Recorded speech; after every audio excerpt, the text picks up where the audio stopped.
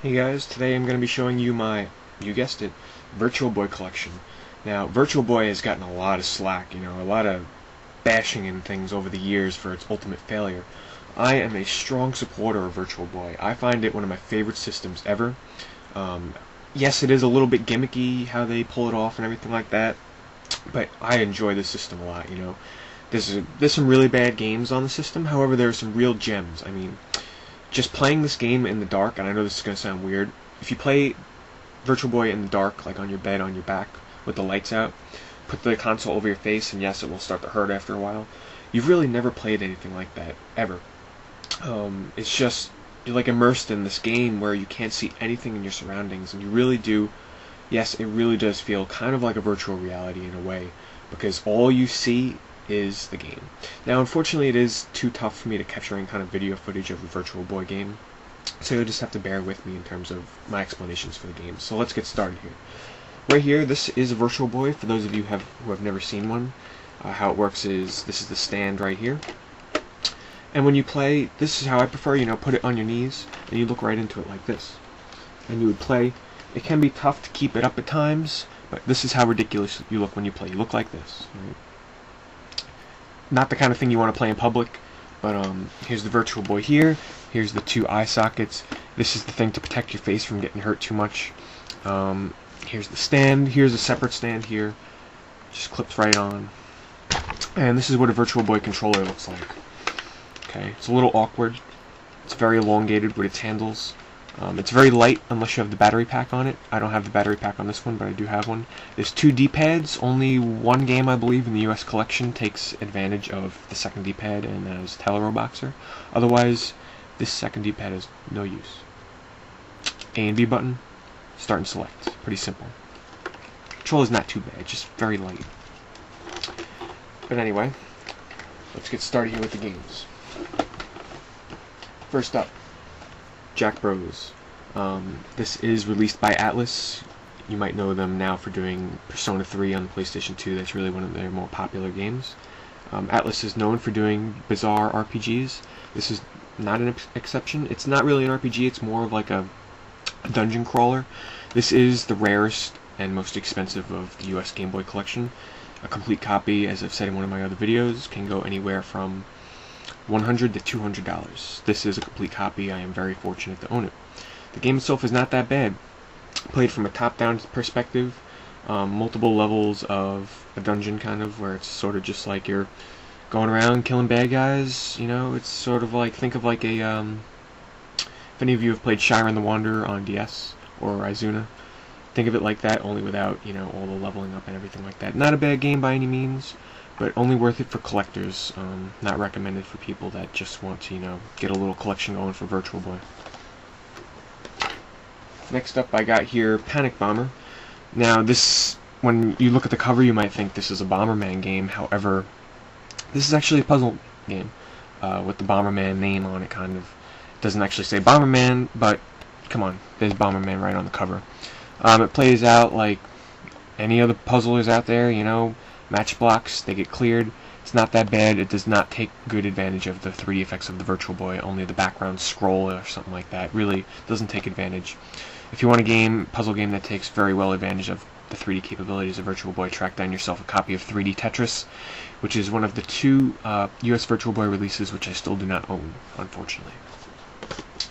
Next up, we have TheEMUreview. This is the one I was telling you about that takes advantage of the second D-pad on the Virtual Boy controller. Not that bad of a game. It's played from a first-person view.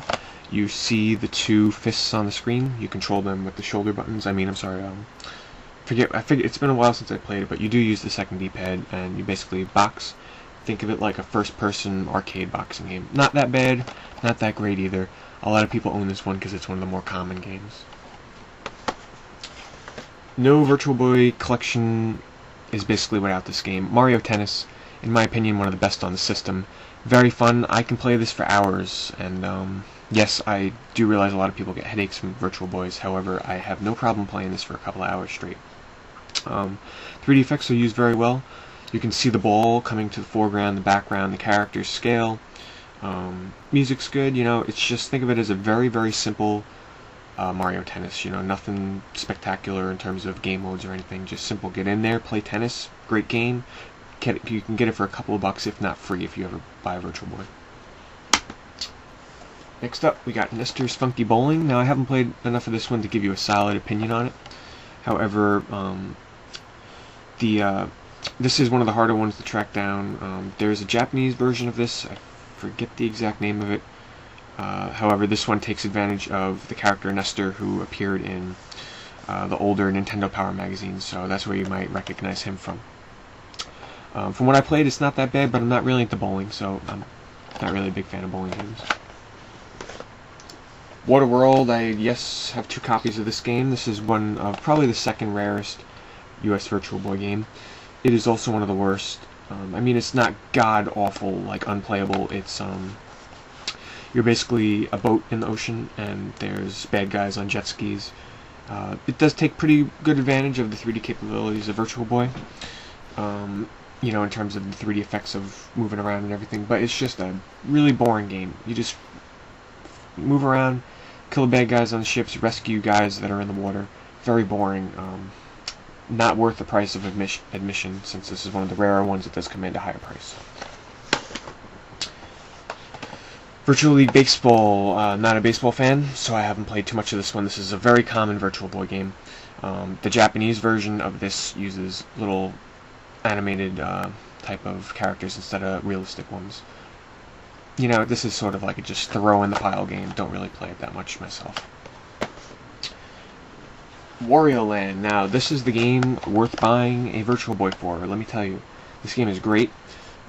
Taking advantage of the 3D effects is, you know, it's okay. You can kind of leap into the background. Wario gets very small, so you can go into the foreground and the background of levels. Very cool.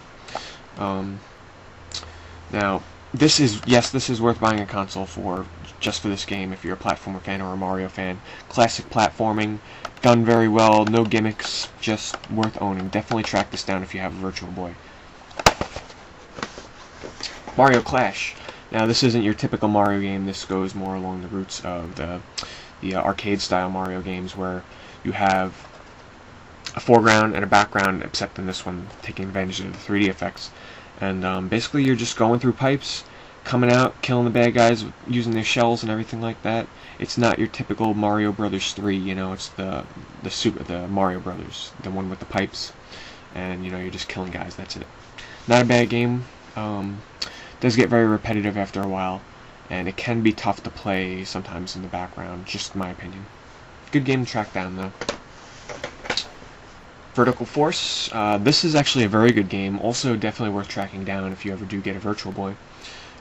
It's a vertical shooter where, to take advantage of the 3D effects, you can actually just picture yourself playing a vertical shooter, you know, 2D vertical shooter, and then picture yourself being able to go lower on the screen.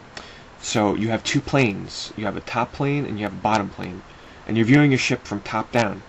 Basically, you can go from top, go down lower, shoot the enemies on the bottom, come back up, shoot the enemies on top. It is a little hard sometimes to distinguish what bullets are coming from where, if it's on the top or the bottom. Very cool, nevertheless. Worth picking up if you have a Virtual Boy or plan on buying one. Red Alarm. This one is sort of like a 50-50 of love-hate, mainly because it takes very good advantage of the 3D capabilities of Virtual Boy. Everything is wireframe. It's a 3D shooter from behind the ship. Everything is done in wireframe, so it looks like you're in this 3D world. However, there's no planes to tell you, you know, here's a solid red wall, don't hit into this. It's more of like all vector lines to give you shapes of ships and walls and enemies. Very cool. I enjoyed from what I played of it. I can see what's going on, so I enjoyed it. And last but not least is Galactic Pinball. If you're a fan of pinball games, this is a great game.